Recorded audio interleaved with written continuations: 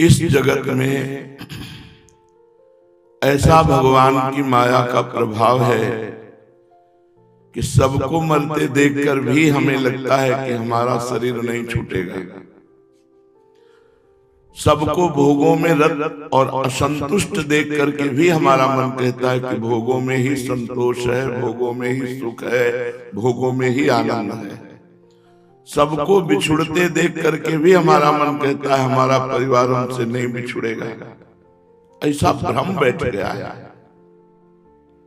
यहां केवल आए हैं अपना काम बनाने के लिए, वो है निरंतर भजन, निरंतर भगवत चिंतन।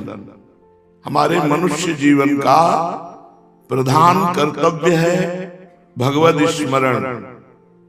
उससे हम बिल्कुल दूर हैं। निरंतर की तो बात जाने दो, 24 घंटे में कुछ मिनट लगातार भगवान का चिंतन नहीं बनता। कोई तुम्हारे काम आने वाला नहीं है, न मित्र, न पुत्र, न पत्नी, न परिवार, न मकान, न ये शरीर, न इस शरीर के द्वारा कमाया हुआ धन, कुछ काम आने वाला नहीं। एकमात्र जितना भगवान नाम स्मरण कर लोगे, जितना भगवत आराधना कर लोगे, जितना परोपकार कर लोगे, जितना दूसरों को सुख पहुंचाओगे, वही तुम्हारे काम आएगा, अन्यथा नहीं। पर भगवान की ऐसी माया का प्रभाव है कि वो ये समझने ही नहीं देती। ना तन से भगवत सेवा, ना मन से भगवत स्मरण, ना धन से समाज सेवा। बस वही मन भोगों का चिंतन करते हुए संग्रह करते करते मर जाता है और कुछ हाथ नहीं लगता। इसलिए श्रीपाद प्रबोधानंद जी महाराज कह रहे हैं, कातव कांता कास्तव तनया स्थिरमति रेतन मृत्युमनुगणया अहा कि मध्य न पश्यसि मरणम तव पर वृंदावन में शरणम। कातव कांता कास्तव तनया स्थिरमति रेतन मृत्युमनुगणया। ए भाई, तुम स्थिर बुद्धि से अभी सोचो कि मैं तो मरा तो अमर हो जाओगे। मरो रे जोगी मरो, मरनो है अति मीठो, ऐसे मर के देखो जैसे गोरख मर जीठो। गोरखनाथ जी कहते हैं, जैसे हमने अपने मन को मार करके परमात्मा प्राप्ति की, ऐसे मरो, ऐसे मन को मारो, ऐसे इंद्रिय विजयी बनो। गलत आचरणों की तरफ जाते हुए मन को रोको भगवान नाम के बल से, और ये विचार पक्का कर लो, कातव कांता, कौन तुम्हारी पत्नी, पूर्व जन्म में तुम्हारे परिवार था, तुम्हें याद है। आगे जन्म में जहां जाओगे तो इसका भी याद नहीं होगा। शरीर छूटते ही सब स्मृति खत्म हो जाती है। अभी 9 महीने माँ के गर्भ में रहे, 1 सेकंड की भी स्मृति नहीं है। इतना तो विस्मृति के गर्त में हम चले गए कि इसी जन्म की बातें याद नहीं है, फिर पूर्व जन्म की तो बात जाने दो। ये हमारी जन्म मरण परंपरा चलती रहेगी अगर भगवत प्राप्ति नहीं हुई। भगवत प्राप्ति में जो बाधक है वो कह रहे कास्तव कांता, कौन तुम्हारी स्त्री, कास्तव पुत्राः, कौन तुम्हारा पुत्र। स्थिर मति सोचो, तुम अभी गए तो कौन तुम्हारे साथ है। आहा कि मध्य न पश्यसि मरणम, तुम क्यों अपनी मृत्यु को सन्मुख नहीं देख रहे हो और प्रमादवश जीवन को नष्ट कर रहे हो। तव पर वृंदावन में शरण, आ जाओ वृंदावन की शरण में हो जाओ, तो वृंदावन रसिकों का संग देगा और रसिकों से प्रिया प्रीतम की उपासना का रंग चढ़ेगा। तो अजस्रम सगंधैर व्यजनवर तांबूल मृदपत, जैसे तो सबसे बड़ा पुण्य क्या है, भगवत सेवा। इससे बड़ा कोई पुण्य नहीं है, भगवत सेवा से बढ़कर कोई पुण्य नहीं है। सुदामा जी के 2 मुट्ठी तंदुर खा करके अनंत ब्रह्मांडों को तृप्त कर दिया भगवान ने। सबरी जी के बेर पाकर भगवान ने अनंत ब्रह्मांडों को तृप्त कर दिया, क्योंकि रोम रोम में ब्रह्मांड वास करते हैं। ब्रह्मांड निकाया निर्मित माया रोम रोम प्रतिवेद कहे। ऐसे भगवान श्री हरि और प्रिया की आराधना से बढ़कर कोई सुकृत नहीं है।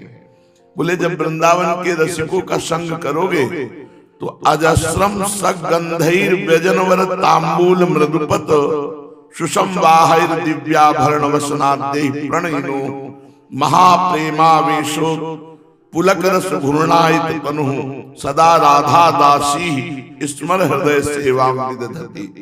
तो तुम्हें राधा और किशोरी जी की दास्यता मिल जाएगी, जो बहुत बड़ी पदवी है। यदि आप श्री जी को चंवर डुला रहे हैं, इससे बड़ा कोई पुण्य नहीं हो सकता। त्रिभुवन में कोई पुण्य नहीं। पृथ्वी की संपूर्ण परिक्रमा, संपूर्ण महामंगल अवसरों में स्वर्ण रुपया भोजन वस्त्र ये दान, काशी आदि में विविध प्रकार के दान, कन्यादान और भी जितने भी दान हैं, ये सब प्रिया प्रीतम की सेवा के स्थूलवी कला के बराबर नहीं। पीछे सुना चुके हैं। अगर हम श्री जी को पंखा झल रहे हैं, इससे बड़ा कोई पुण्य नहीं। श्री जी को व्यजन चंवर कर रहे हैं, श्री जी को तांबूल अर्पित कर रहे हैं, श्री जी को इत्र अर्पित कर रहे हैं, श्री जी को पुष्प, श्री जी को पोशाक, श्री जी को भोग, इससे बड़ा कोई पुण्य नहीं। क्योंकि यही सेवा पुण्य प्रिया प्रीतम को अधीन कर देता है। किसी और पुण्य में ताकत नहीं। पुण्य तो केवल स्वर्गलोक तक ले जा सकते हैं। और भी जो साधनाएं हैं, तपस्या आदि, तप लोक, जन लोक, महालोक, ब्रह्म लोक, बस ये भगवत सेवा रूपी महान सुकृत प्रिया प्रीतम की प्राप्ति करा देता है। तो कह रहे जब यहाँ वृंदावन के रसिकों का संग करोगे तो तुम्हें प्रिया प्रीतम की शरणागति मिलेगी और फिर सेवा मिलेगी। युगल किशोर को नित्य माला, गंध, चमर, व्यजन, तांबूल, मृदु मधुर धीरे धीरे पाद संवाहन आदि दिव्य वसन भूषण आदि अर्पित जिसने कर दिया तो उसको एक पदवी मिलती है, राधा दासी पदवी। ये हरिदासों से भी श्रेष्ठ है। जो भगवान के नित्य भक्त दास हैं, उनके लिए भी जो दुर्लभ पदवी है वो है राधा दासी पदवी। इसमें श्री जी के चरण दबाने को, श्री जी के चरणों में महावर लगाने को, श्री जी को पान की बीड़ी अर्पित करने को, श्री जी को श्रृंगार करके श्री जी को वन विहार कराना, रस के लिए बड़ा अद्भुत सुख। इस सुख के आगे मोक्ष सुख भी नहीं है। तो जो श्री जी की सेवा परायण है, ऐसे जनों को हम नमस्कार करते हैं। हमारी श्री जी बड़ा दुलार करती हैं। ददाना तांबूलम प्रीतम मुखेंदौ सपुलकम। सखी ने तांबूल दिया श्री लाडली जी को। हमारे यहाँ की दस रीति है, पहले प्रिया जी की सेवा होती है, पहले प्रिया जी को पवाया जाता है। इससे लाडली को बड़ा सुख होता है। तो श्री प्रिया जी के कर कमल में जब सहचरी ने पान की बीड़ी दी, ददाना तांबूलम, तो प्रीतम मुखेंदौ सपुलकम, पुलकित होकर लाडली जी ने अपने कर कमल से लालजू को बीड़ी पवाई। मुदा प्रेयो दत्तम मधुर मदती चरवितमपि। लालजू ने थोड़ा सा पान चबाकर लाडली जू के मुख में दे दिया और लाडली जू उसका स्वाद लेते हुए पुलकित रोमांचित हो रहे हैं। और जिस दासी ने पान की बीड़ी दी थी उसे इशारे से बुलाया। तथा किंचित दावाप्यति दैत दासी विवशयः। अब प्यारी जू ने प्रेम विवश होकर वो प्रीतम के द्वारा उद्गीर्ण जो तांबूल खंड है उसका स्वाद लेती हुई अपनी दासी के मुख में देती है। वो दासी प्रेम विवश हो जाती है। यशो वृंदारण्य लसति मम जीवस्य वसति। ऐसी प्यारी जो मेरे वृंदावन में जो मेरी जीवन है, किशोरी जो विराजमान है, इसलिए सबसे बड़ा सुख राधा दास्य है। सबसे बड़ी जो हमारी पदवी है वो प्रिया जी के गोरे चरणारविंद की ठसक है। अपनी उपासना के महत्व को समझो। आप अपने घर में राधा वल्लभ लाल की छवि विराजमान किए हो, हरिवंश महाप्रभु की छवि विराजमान किए हो, गुरुदेव की छवि विराजमान किए हो, या राधा नाम या जुगल सरकार, आप इनकी जो सेवा कर रहे हो इससे बड़ा कोई लाभ नहीं है। सबसे बड़ा लाभ आप ले रहे हैं अपने घर में विराजमान प्यारे जू को जो दुलार कर रहे हैं।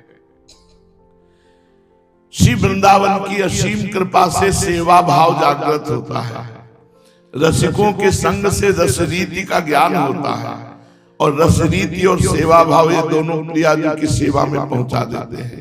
इसलिए कास्तो कांता कास्तो तनया स्थिरमती रेतन मृत्युमणु गणया। ए भाई, इसलिए अपने इस आसक्ति को प्रियालाल के चरणों में समर्पित करो। ना यहाँ कोई तुम्हारी स्त्री है, न कोई तुम्हारा पुत्र है, न तुम्हारा घर है, न तुम्हारा धन है, न तुम्हारा तन है। ये सब यही मृत्यु के एक तमाचा लगने पर सब बिखर जाएगा, सब छूट जाएगा। इसलिए जब तक शरीर नहीं छूटता तब तक ऐसा उपाय कर लो कि मृत्यु का प्रहार तुम्हारे ऊपर ना हो। जो भगवत प्रेमी महात्मा जन है, उनका शरीर जब छूटता है तो उनको कोई कष्ट नहीं होता। जो जन्मत मरत दुषा दुख होई, जो भजन करते हैं उनके अंतिम समय में प्रिया प्रीतम उनके मानस पटल पर होते हैं, और शरीर ऐसे छूट जाता है जैसे मतवाले गजराज के गले से मल्ली की माला टूट जाए, जूही मालती आदि की माला टूट जाए, उसे पता भी न चले, ऐसे शरीर छूटता है। इसलिए शरीर रहते रहते जब तक बीमारी नहीं आ रही, मृत्यु नहीं आ रही, तब तक ऐसा भजन करो, ऐसे प्रियालाल की सेवा करो कि हम जन्म मरण के चक्र से मुक्त हो जाए। यही सबसे बड़ा लाभ है।